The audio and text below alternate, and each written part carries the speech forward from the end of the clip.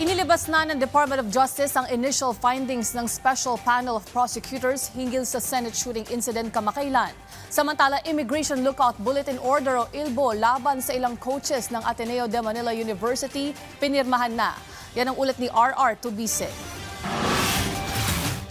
Pinirmahan na ni Justice Secretary Frederick Vida ang Immigration Lookout Bulletin Order o ILBO laban kina former Ateneo Men's Basketball Head Coach Tab Baldwin, former team manager Christopher Quimpo, Assistant Coach Reynaldo Jacinto Jr., Assistant Coach Dean Castaño at Assistant Coach Sandro Soriano. Paliwanag ng DOJ, hindi pa ito whole departure order, kundi monitoring mechanism para maabisuhan ang DOJ kung sakaling tangkain nilang lumabas ng bansa. Tinututukan din ng DOJ ang posibleng pananagutan ng universidad at ng mga kasama sa University Acknowledged Activity. Ang lumalabas lang dito, may kapabayaan ba? O kung may kapabayaan, diba, ang maliwanag may namatay. So ang tanong, ito ba ay aksidente?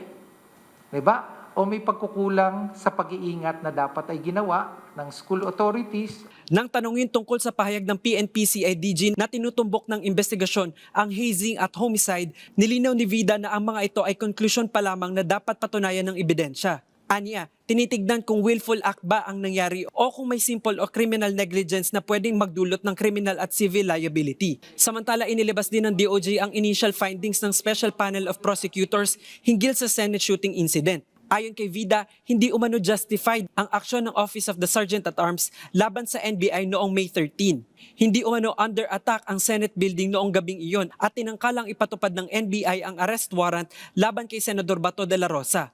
Ayon pa sa DOJ, maaaring managot ang sinumang tumulong sa pagtakas ni de la Rosa matapos isa publiko ang ICC warrant noong May 11. At tinitingnan to pangkalahatan. Tinitingnan to pangkalahatan na yung mga actions ba nung simula pa lang, diba? Ito ba ay planado? Mas malaking plano?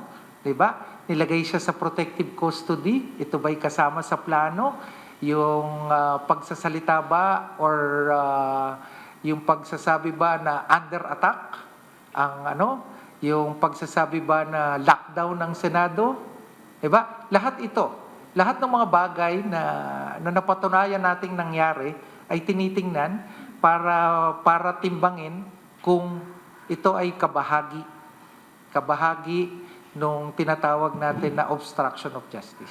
Kaugnay naman ang kasong inihain laban kay Senador Robin Padilla, ibinalik ito ng DOJ sa CIDG para sa mas masusing investigasyon at karagdagang dokumento o pahayag mula sa mga concerned individuals.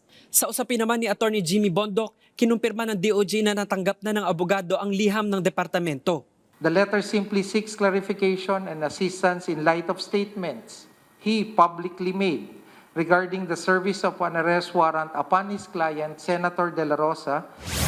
Ayon sa DOJ, layunin ng liham na makakuha ng anumang impormasyon na makatutulong sa legal at maayos na pagpapatupad ng batas. Ako si RR Tubise para sa Bayan.